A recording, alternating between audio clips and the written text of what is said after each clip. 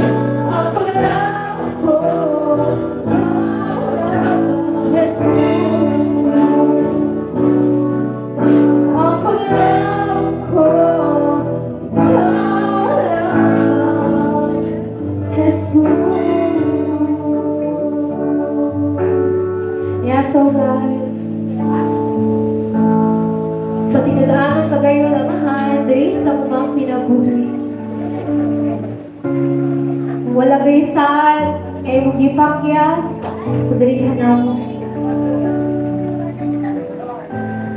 Matumangman kami sa mga dako ang mga kapagsulay sa umang kinabuhi.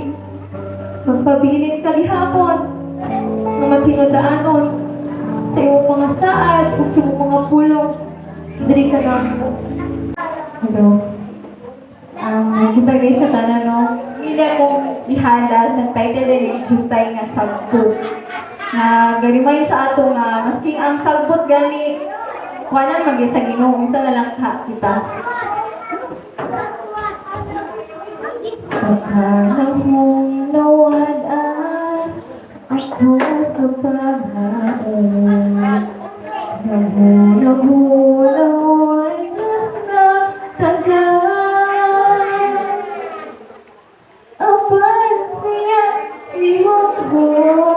Ako di majimot, panaw galing Jutay nga sabon.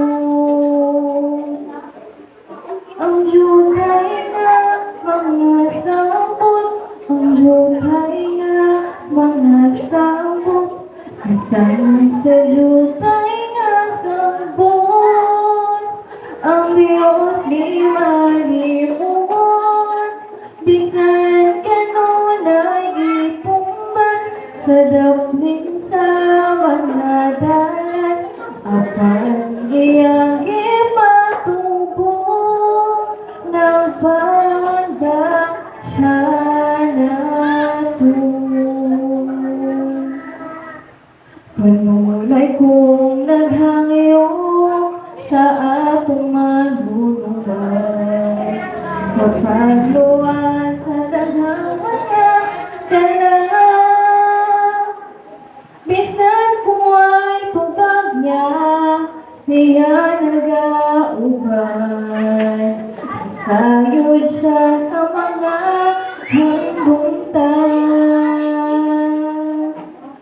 Ang jutay na mga sambot, ang jutay na mga sambot, bisan sa jutay nga sambot, ang Diyos di malimot, bisan kanunay itumban sa daplin sa kadalanan, apan iyang ipatubong ng banda siya nato. Mao'y mga timuha sa kinabuhi ko, nga unta maanakan niya. Kung ang mga kalangaman ipakaon niya, nga unta pa kung magalagatan. Ang jutay nga mga sambot, ang jutay nga mga sambot, bisan sa jutay nga sambot, ang Diyos di malimot, bisan kanunay itumban sa daplin sa mga dalan, apan iyang ipatubong ubong sa panato, apan iyang ipatubong ng banda siya nato. So, mo lang kita may isuon kasi usa ka lisod, tanaw na ito nga, kasi ang sagbot, ikuan ka sa Ginoo, usa na nakakita mo nang mag-alaga kita. Hindi kita mag-alangan, magkaistog kita sa pulong sa Ginoo na makita sa libro sa Pilipos, Kapitulo 4, versikulo 6, at sa 7. Ayaw kamo kabalaka, may tungod sa bisan unsang butang. Apal sa tanang butang, ipahibalo ninyo sa Diyos ang inyong mga hangyo, hinahagi sa pag-ampo o sa pagpangamuyo, uban ang pagpasalamat o ang kalinaw sa Diyos na milakaw sa tanang pagpanabot, magbantay sa inyong mga kasing-kasing o sa inyong mga unahuna, diya kang Kristo ito. Ang Diyos na panalangin sa pulong niya, magdakong mayong buntag sa tanan. Pagpapulong sa Ginoo na nag-ingon, do not be anxious about anything, but in everything by prayer and petition with thanksgiving present your requests to God. And the peace of God, which transcends all understanding, will guard your heart and your minds in Christ Jesus. Now, si Pablo niya sa kunato tanawon, ang iyang na situation, kay si Paul man ang nagsulat ani na pulong niya sa Pilipos. Now, ato tanawon ang sitwasyon ni Paul sa Pilipos 1 o sa mga sumunod na mga versikulo. Si Pablo, sa pagkasulat ni Gani, aning libro, mawang Pilipos, anang siya sa prisuhan o posible dito sa napriso sa Roma. Nadiin, nagpaabot siya sa iyang trial.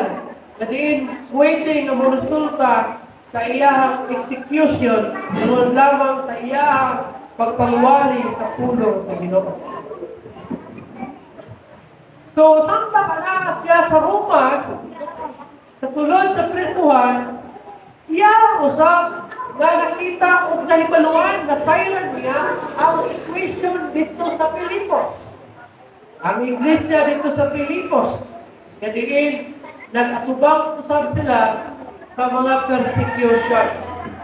So, kay lahi ko si Paul, isa na sa kapituan, gasulat siya o mga encouragement ng mga pulo o mga sulat kung iya kining ipadala dito sa mga iglesia diha sa Pilipos, Thessalonica, Macedonia to encourage them aliwala sa ilang mga persecution.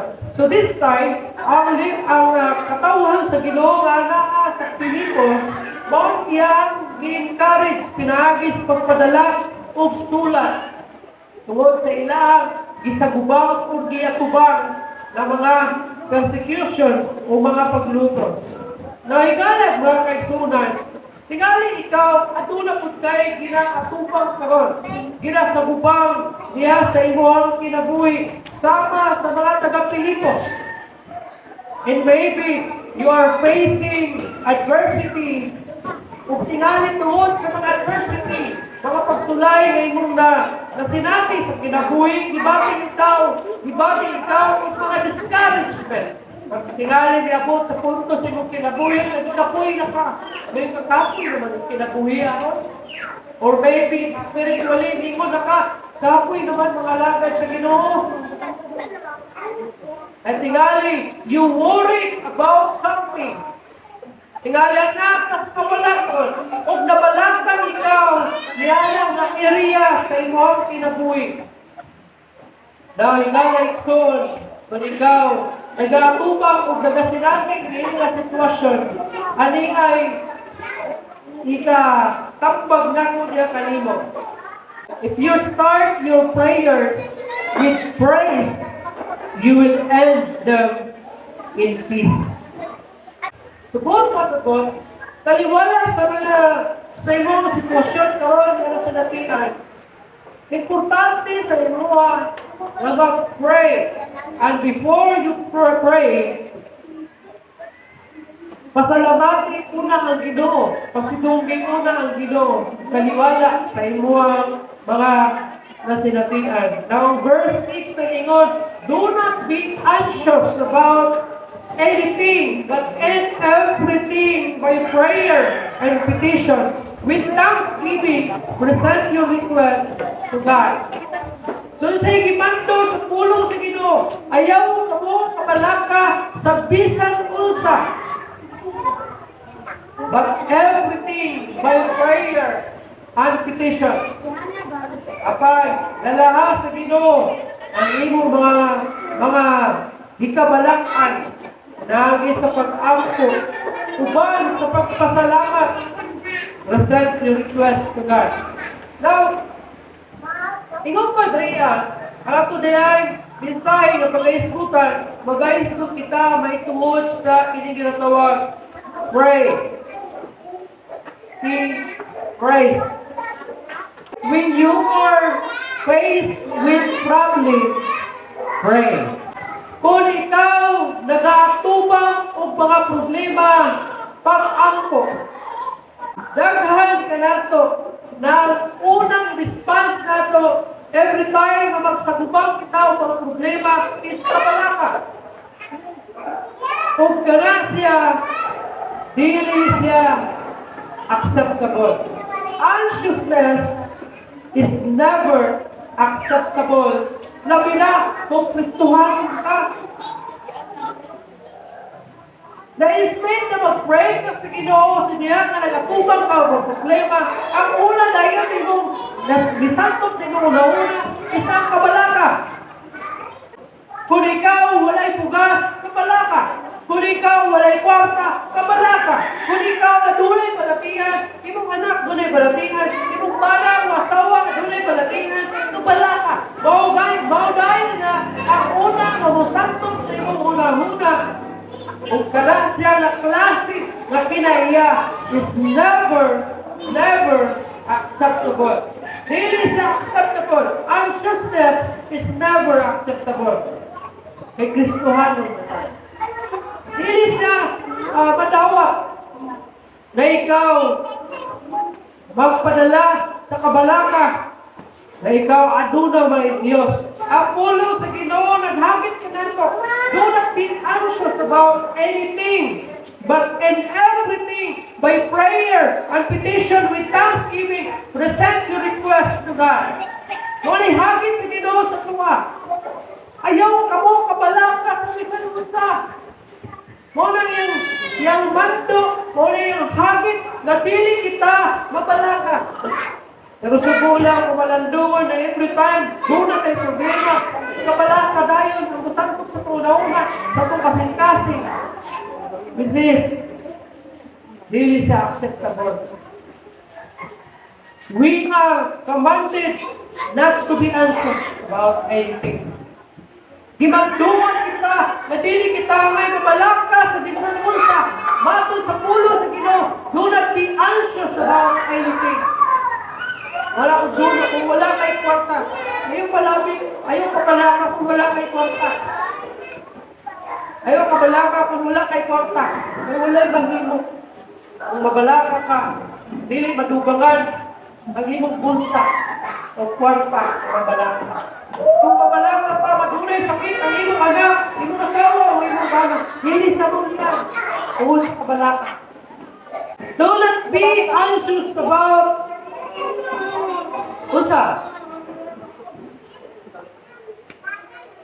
Ipila lang ba ka mga butang? Ang dili angay ni mong kabalakan? Gamay ba na mga butang? Ang dili lang angay ni mong kabalakan? No. Kundi tanang mga butang, anything. Simanduan kita sa Ginoo at dili kita angay mabalaka. So ayaw na balaka. Sa kunang gikaingon, kung wala ni kwarta, dili makadugang sa imo. Na makahamatanan ang kwarta kung mabalaka ka. Maghilak-hilak ka, magsubong-subong ka. Dili mo at ang kwarta sa imong bulsa. Sulod, hindi na na.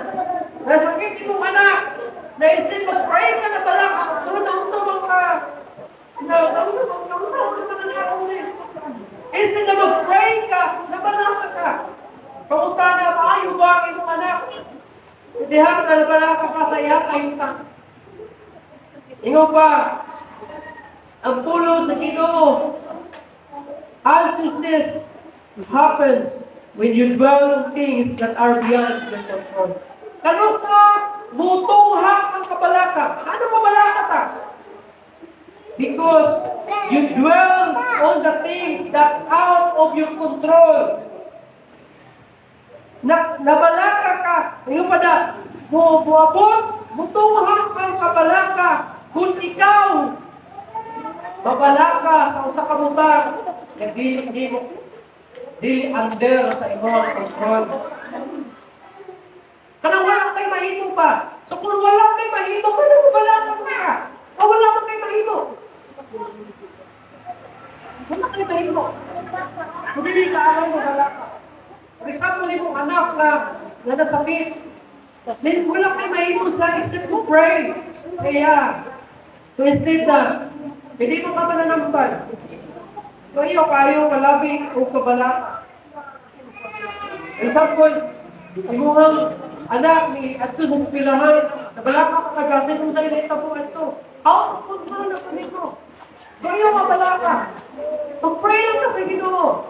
Wala challenge sa Ginoo sa imo na present your request to God. Ikaw pa, do not be anxious about anything. Ikaw pa, Darina, in Matthew chapter 6, verse 25 to 27, kung nato ng tanawon, ikaw pa, ayaw ka mo kabalaka sa inyong kaunong mo sa inyong susunod. Manawang mga langgam, wala sila magpugas ni mag-anik. Doon na ba'y nabalaka ka ninyo na makadugang sa iyong inapuhin? Wala. Subok ka sa patuloy, may tabo. Sabi niyo sa'yo, may tabo. Pag ikaw mabalaka, dili masulbad ang mga butang na imong gikabalakan kung doon na may maapektuhan ikaw. Sa sobrang imong kabalaka, masakit ka. Uban, mga tao sa sigiran kabalaka, medyo nagka-put-put ang ilang physical na lawan. May mga dagang nakikitungha tungkol sa kabalaka. Ang pagkabalaka, makapabubo ang kinabuhi. Sugot mo na. Ayaw palabi o kabalaka. Kaya sa sige mong kabalaka, nagabubukod ang imong kinabuhi. Kaya ang sige kabalaka, nag-invite ka o palatian diya sa imong lawas ninyo. So nagkasakri, labi na kung out of control nimo, dili under na sa imong control, dili nimo kontrolado ang sitwasyon. Ano kabalaka man ka? Ano ito? Kung sakay ka o jeep o aeroplano, lalong upang matulong man. Pagka-aeroplano, kahit pagkinan, matulong sila. Wala sila yung kabalakan na mahulog ng plano, hanggang pagkinan. Wala sila yung kabalakan na totally ilang gisalig ang maong pag-drive, ang maong pagpalupad sa piloto o sa driver. Ano nangyayang iimo? Nakapahulay sila, nakatulong sila kay gisalig nila, nga dalahon sila sa aeroplano sa ilang atungan na dapit, dalahon sila sa kakinan dito sa ilang puloy-anan. Tignan lang lagi mo, pagsalig. Sumunay gusto sa Ginoo sa tuha.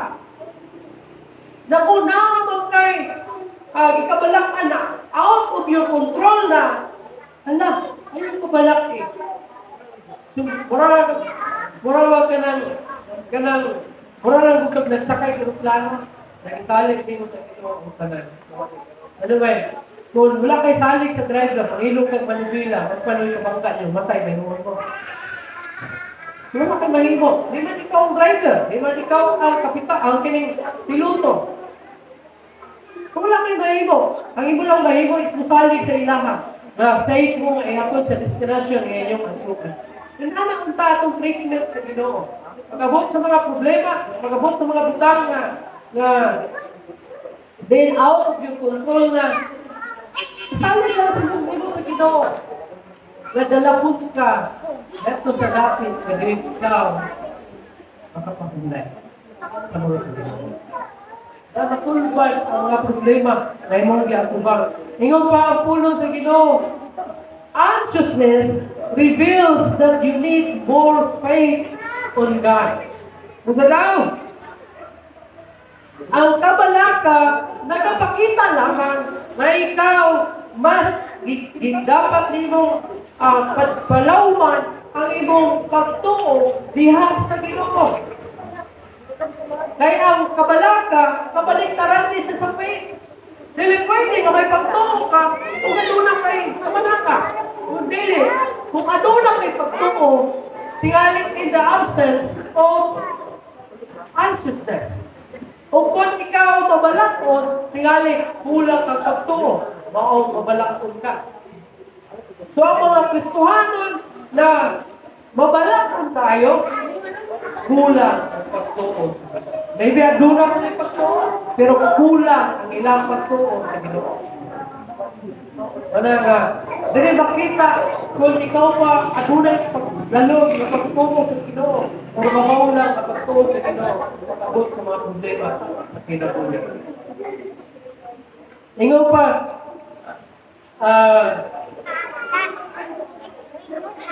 do you believe that God is in control? Do you believe that God is all-powerful? Do you believe that God's wisdom is perfect?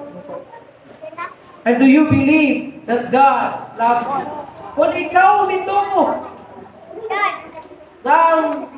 ng Ginoo may nagakontrolar sa tanan, kung ikaw nito nagamhanan ng Ginoo, kung ikaw nito ng Ginoo puno sa kaalam,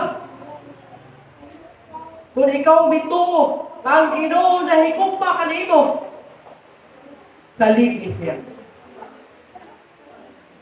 May mga tao na nagtuo nagamhanan ng Ginoo, May mga tao na nagtuo na ang Ginoo kay perfect.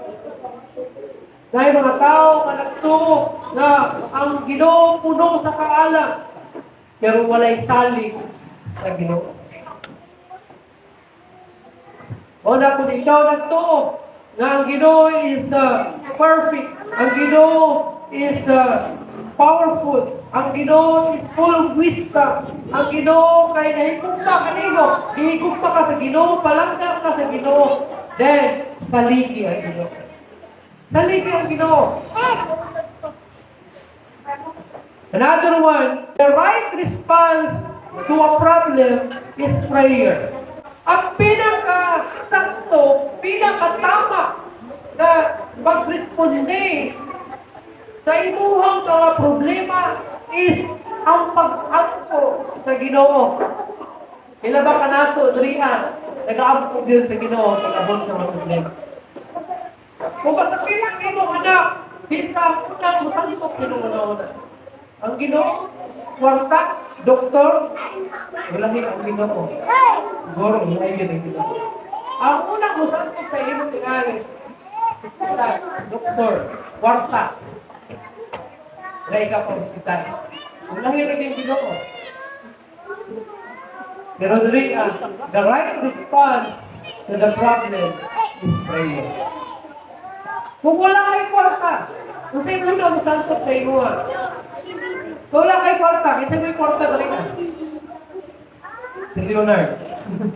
Kasi una masangkot sa iyo kung wala kay kwarta. Doktor, Miko, kay Robert, busing sa ako, mayroon sa kay Ria. Kasi una masangkot sa iyo, challenge nila, gihagit ka. Ang pinakatamang responde, pag-responde sa mga problema ninyo, at ampo sa Ginoo. Pag-ampo sa Ginoo. Kaya dyan sa pag-ampo, giyahan sa Ginoo, sa tulad ng mga buhaton. Ikaw pa, si Pablo, ikaw pa, Paul doesn't say, don't be anxious.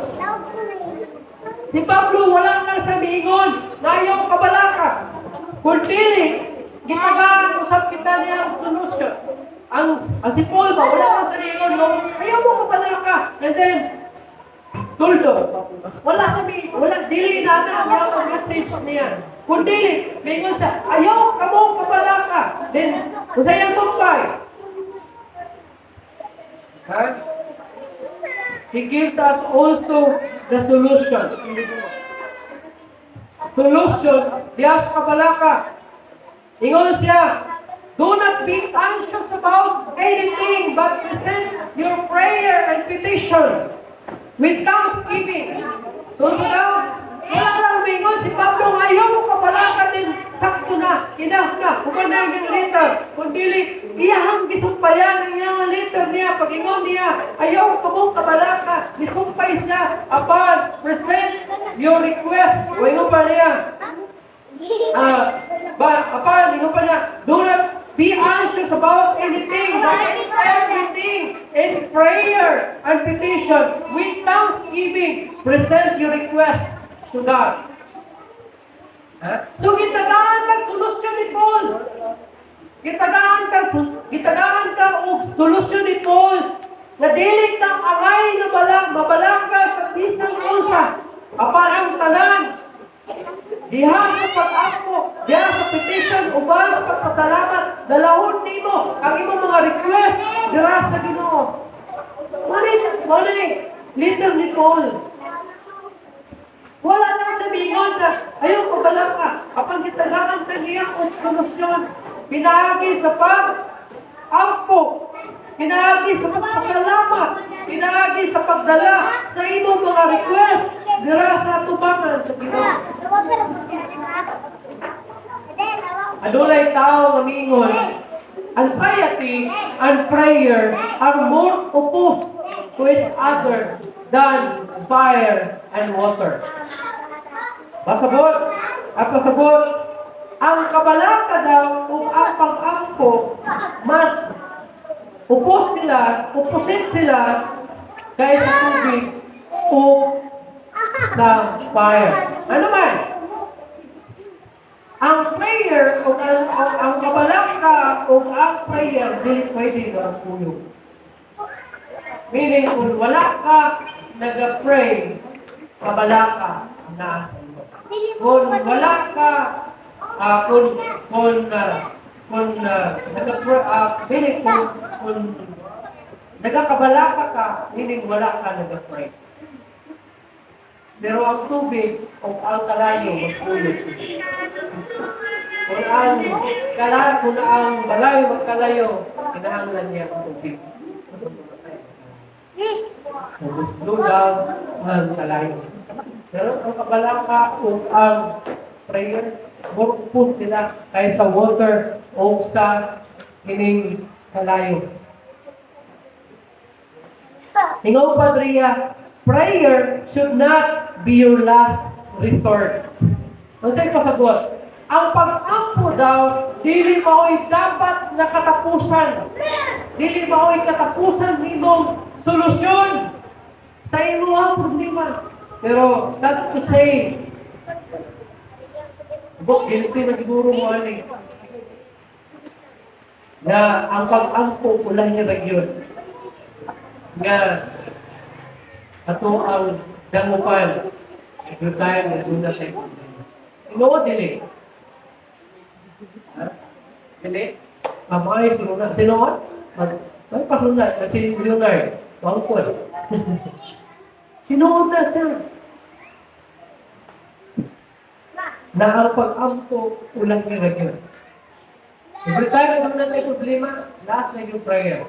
For example, yung anak na sakit, ang una-una, kwarta. Tapos ulo sa kwarta, hospital. Tapos kwarta. Hospital na direksyon, kailangan mo kay kwarta. Pag wala kay kwarta, namin hospital, hindi mga hospital. Kiriya mo, una-una, mahirap mo dito. Pag madalanin mo sa hospital, ngayon ang doktor sa imo, batay, sir, or ma'am, kailangan mo lang dito sa grabe nga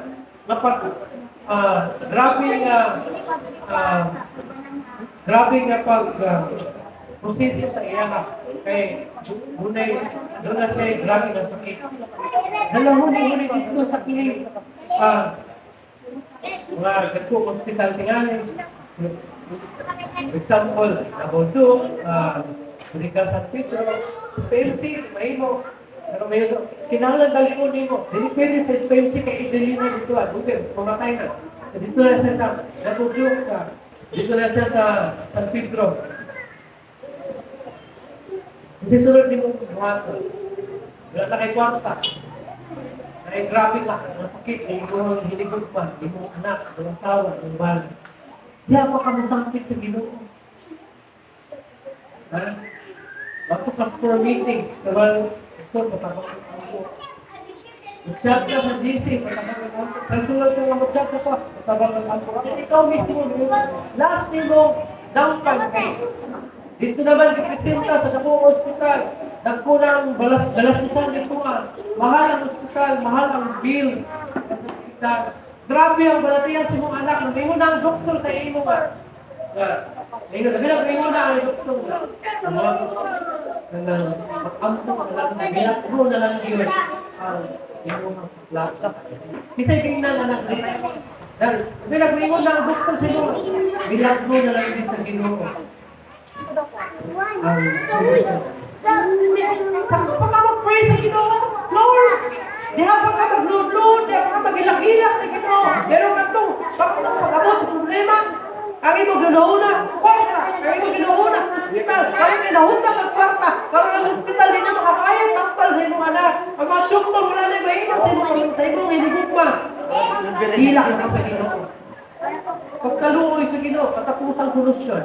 Ginoo, Lord, lahat, wala dito mahimo, Lord, wala kong kwarta, wala kong ma-revive, wala kong dili, kung tag-iyas, pinakuwi. Ikaw na lang yun ang gusto paglaon, Lord. Wala yung problema na ginagawa. Last ang Ginoo. Itong panahon, kung iunan yung Ginoo ito, baka may pagkamadang hospital. Kung ikaw, Lord, kung sa may sakit sa akong anak, Lord, I declare, kayo man sa kayo. Basta ko niya, pag man mo pray, Wala na, hindi na yung mga anak. Hindi mo naman sumpunta. Wala pa yung gasto. Wala. Ingat pa doon ka, prayer should not be your last resort. Dapat dili unta may katapusan. Dili unta kang huli yung prayer. Kung dili mo ni ang pinakauna unsang buhat, hindi mo, pwede ako magsagubang ka o mga problema. Magsagubang ka o kalatian. Kung wala na sa pinabuhi, dapat prayer ang pinakauna. Kaya sa prayer, nagamit ang ideya sa Diyos. Prayer shifts your focus away from your problem to God. Ito daw, ang pag-ampo, mabalhin daw ang imong focus diha sa Ginoo kaysa sa problema. Ang tao nga dili mag-ampo, ang focus niya is ang problema. Pero kung nag-pray ka sa Ginoo, ang focus mo is ang Ginoo. Kung dili na, wala ka na. Kung wala'y talent sa tuwa, nag-pray ka sa Ginoo. Malas ang imuang depression, ang imuang kaluya, malisar siya. Kay, dili naman ka nakafocus sa problema, kundi nag-focus ka sa Ginoo. Kaya nag-pray ka sa Ginoo. Prayer answers you into the presence of God. Masalaw, ang pag-ampo, magdala nimo siya sa presensya sa Ginoo. Kung wala tayo sa tuwa, mag-pray din na sa Ginoo. Kaya ang prayer, mo'y muhatod ka na ito, siya sa presensya sa Ginoo. Now, ingon pa diriya ni Kenneth Wood, ingon pa niya. The word to in the Greek text suggests the translation in the presence of God. So when you pray, dalahon ka diha sa presensya sa Ginoo. Ang pulong sa Ginoo nag-ingon sa verse 5, the Lord is near. Doon lang ang Ginoo. Anong dili ang kabutang sa Ginoo? Na doon lang man ang Ginoo. Now, yung pa the prayer reveals where your faith is in God, not you. Yung pa, ang pag-apo daw, nagpakita kung asa imo patungo. Sa Ginoo, dili sa imong kagalingon. Kaya kung wala ka mag-pray, ang imuhang focus or ang imuhang faith, asa di mo ipagdikutan sa imong kagalingon. Sabi na kung kwartahan ka, meron ka nga, makaya na ako ni, wala nang ipang-sisa. Wala kang mag-pray sa Ginoo. So ang imuhang pagtungo, naanak sa imong kagalingon. Makaya sa imong resources, makaya sa imong kagalingon, makaya sa imong puso, wala na ang imong faith sa Ginoo. Pero kung mag-pray ka sa Ginoo, ipakita lang nimo. Wala kay pagtungo sa imong kagalingon. Kung dili ang imong pagtungo na makaya niya. Ingon pa, ang siguro nakabasa mo alin na istorya may tungod sa faith. Sa diyan na tuwa sa linaw ang sakayan nakauban sa Jesus Christ, iabot ang unos ng bagyo. Adunay duha ang ibakot dito sa mga apostoles o sa mga disciples. Sa diyan iabot ang balon o ang usog na hangin, ang ikusupuso ang ilang sakayan, na diin ang sakayan daw malunod na si Jesus Christ na tulog. O kilabihan ang kabalaka sa mga disciples niya, o gipukaw, ingon pa kung isa na disciples niya na ingon sa kawa nga tulog ko ng tulog. Kaya, bakit mo malunod? Ikaw makamatay kita. Kung gipukaw siya, ina siya magpupuslo. Bakit mo naman tulog? Gitindog si Jesus Christ, o gibandungan niya ang hangin ng taong balon, o gihunong, bilinaw, o libato, o kahatlok, kaya mga disciple of labor. Kinsa ba nitawanan? Gabisan ang bagyo, o ang balon, mamati ng kaniya. So, adunay duha, nga dibati ang mga apostolos ito, or duha sa sitwasyon. o duha ka sitwasyon naging debato o kahadlok ang mga apostoles. Una, nahadlok sila sa store. Ikaduha, nahadlok sila sa kahon. Ingon si Jesus sa ilahan, where is your faith? Asa ba ang inyong patuko? Sa diyan, matuapos kanimo ang mga pagsulay. O kung ikaw, magpadaog o malisang init. Ang pangutana, asa ba ang inyong?